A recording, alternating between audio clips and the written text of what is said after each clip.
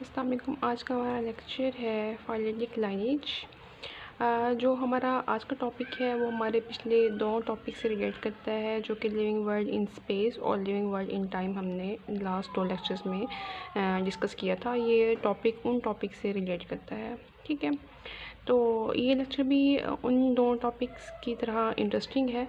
Phyletic lineage के लिए मैं एक लफ्ज़ यहाँ पे लिखना चाहूँगी उर्दू में, जिससे आपको ज़्यादा बेहतर तौर पर अंडरस्टैंड कर सकेंगे इस टॉपिक को।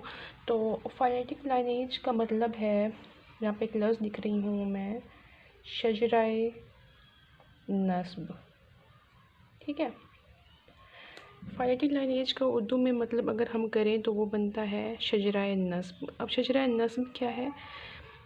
एक ऐसा प्रोसेस जिसमें हम उनके आबाओ अजदाद को स्टडी करते हैं, उनकी पूरी फैमिली, किसी भी ह्यूमन की, किसी भी इंडिविजुअल की पूरी फैमिली के बैकग्राउंड को हम देखते हैं, उसे हम शजराए नस्ब कहते हैं। यानी कि अगर कोई ह्यूमन है तो उसका क्या नाम है, उसके वालिद का क्या नाम है, उसके वालिद का क्या नाम है, उसके ग्रैंडफादर का नाम, फिर इस तरीके से ये एक पूरी जो एक सीक्वेंस होती है, इसे हम शजराए नस्ब का नाम देते हैं। तो फाइलेटिक लाइनेज जो हमारा टॉपिक है वो भी इसी चीज़ से ही रिलेट करता है, ठीक है। अब स्टूडेंट्स जो फर्स्ट ईयर बायोलॉजी की जो बुक है, उसके अंदर जो फाइलेटिक लाइनेज की डेफिनेशन दी गई है वो ये है: a phyletic lineage is an unbroken series of species arrange in ancestor to descendant sequence with each latter species having evolved from one that immediately preceded it, ठीक है। यानी कि फाइलेटिक लाइनेज होती है एक प्रॉपर चेन होती है, एक प्रॉपर सीक्वेंस होता है, इसमें कोई भी अनब्रोकन चेन नहीं होती, ठीक है। सारी जो सीक्वेंस होती है वो एक कंप्लीट चेन होती है। फॉर एग्जांपल हमारे पास कोई एक फैमिली है जो ABCDEFGH है। एक फैमिली फॉर एग्जांपल हम यहाँ पे कंसिडर करते हैं, मेरे पास है ABCDEFG, ठीक है। कंसिडर करें कि ये एक फैमिली है, ठीक है। तो अगर हम इसकी चेन बनाएं तो उसकी चेन कुछ यूँ बनेगी, ABCDEFG, ठीक है। फॉर एग्ज़ाम्पल अगर हमें किसी से पूछते हैं, ये एक इंडिविजुअल है, अगर हम इससे पूछते हैं कि आपका फादर नेम क्या है तो वो कहेगा F। अगर हम F से पूछते हैं तो वो कहेगा E से पूछते हैं तो वो कहेगा D, ठीक है। तो एक प्रॉपर चेन बनती है। अगर हम इसमें से कोई एक रिमूव कर देते हैं, ठीक है, फॉर एग्ज़ाम्पल अगर हम C नहीं लिखते, अगर हम इस इंडिविजुअल से पूछेंगे आपका फादर नेम क्या है तो वो F कहेगा, F से पूछेंगे तो वो E कहेगा, E से पूछेंगे तो वो कहेगा D। अब D से पूछेंगे तो वो क्या कहेगा? चेन तो यहाँ पे ब्रोकन हो गई। तो ये ब्रोकन चेन होगी जो कि फाइलेटिक लाइनेज में पॉसिबल ही नहीं है। फाइलेटिक लाइनेज में एक प्रॉपर सीक्वेंस के साथ चलता है। अगर हमने किसी फैमिली के शजराए नस्ब को स्टडी करना है तो उसके लिए जो चेन होगी वो प्रॉपर सीक्वेंस के साथ कंटिन्यू करेगी, ठीक है। तो ये हमारे पास डेफिनेशन हो गई जो फर्स्ट ईयर बायोलॉजी की बुक में दी हुई है, ठीक है। आई होप आपको अब जब दोबारा रीड करेंगे तो ये स्टडी करना आपके लिए इजी हो जाएगा। आपके माइंड में एक कंसेप्ट बन जाएगा कि इस वर्ड से ही आपका कंसेप्ट क्लियर हो जाएगा कि हमने इस वर्ड को लेके इस पूरे टॉपिक को स्टडी करना है, तो आपको अंडरस्टैंड करना ईजी हो जाएगा, ठीक है। तो स्टूडेंट्स, फाइलेटिक लाइनेज में एक वर्ड यूज़ हुआ है बायोडाइवर्सिटी, ठीक है। बायो का मीनिंग है लाइफ और डाइवर्सिटी आपको पता है कि वैरायटी को कहते हैं। तो इसकी डेफिनेशन भी फर्स्ट ईयर बायोलॉजी की बुक में दी हुई है, वो ये है कि the number and variety of species in a place. Biodiversity का मतलब है कि किसी एक जगह पे किसी भी स्पीशीज़ की तादाद या उसकी वैरायटी को हम क्या कहते हैं? बायोडाइवर्सिटी कहते हैं, ठीक है।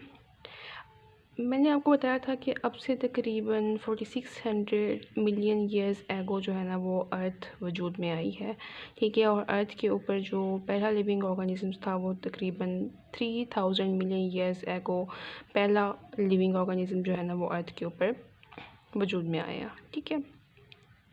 अब तक जो ऑर्गेनिज़म्स ज़मीन के ऊपर डिस्कवर किए जा चुके हैं वो तकरीबन हैं 2.5 मिलियन स्पीशीज़ जो डिस्कवर हो चुकी हैं, ठीक है। और इसमें से आधे से ज़्यादा, मोर देन हाफ, वो जो हैं इंसेक्ट्स हैं, जो कि हैं 53.1%, ठीक है। और कुछ वेस्कुलर प्लांट्स हैं इनमें से जो 17.6% है। कुछ एनिमल्स हैं, एल्गी और फंजाई हैं 9.4%। ठीक है, तो एल्गी फंजाई और प्रोटोजोआ हैं ये 9.4% है। और टोटल नंबर ऑफ़ स्पीशीज़ जो हैं वो 5 से 30 मिलियन जो है ना ये डिस्कवर्ड हो चुकी हैं।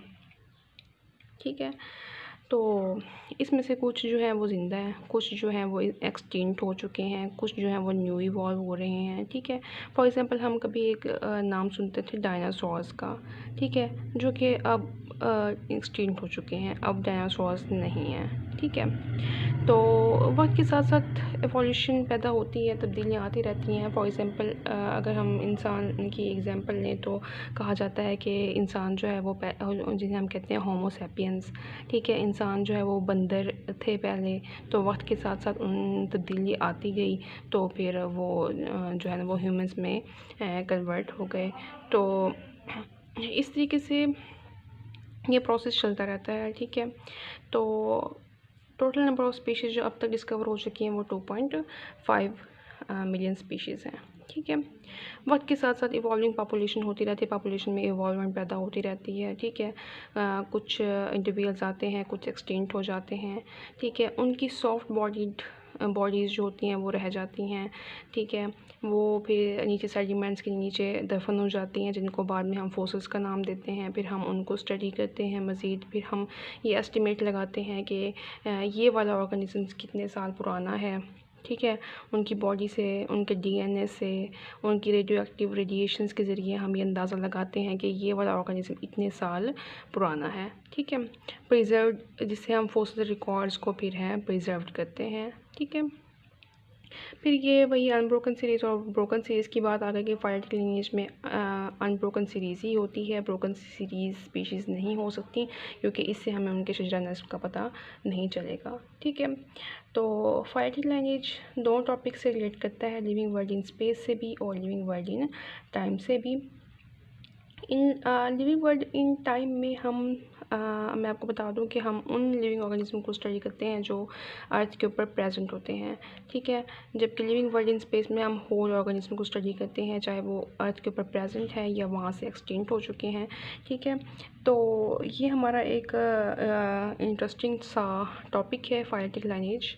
आई होप जब आप लास्ट में 2 लेक्चर्स को सुनेंगे और उसके बाद ये वाला लेक्चर सुनेंगे तो आपको ज़्यादा इजीली स्टडी कर सकेंगे फाइलेटेड लाइनेज को, क्योंकि ये दोनों ये टॉपिक जो है ना वो उन दोनों से ही रिलेट करता है, लिविंग वर्ल्ड इन टाइम से and living world in space से। क्योंकि लिविंग वर्ल्ड इन टाइम में हमने देखा था कि जो बर्ड्स होते हैं वो रेप्टाइल्स से इवॉल्व होते हैं, रेप्टाइल्स फिर आगे एम्फीबियन से, और इस तरीके से हर इंडिविजुअल जो मज़ीद आगे आ रहा है अर्थ के ऊपर तो वो पहले वाले इंडिविजुअल से ही इवॉल्व होके आ रहा है। तो फाइलेटेड लाइनेज भी उनके शजरा नस्ल को स्टडी करने को ही कहते हैं।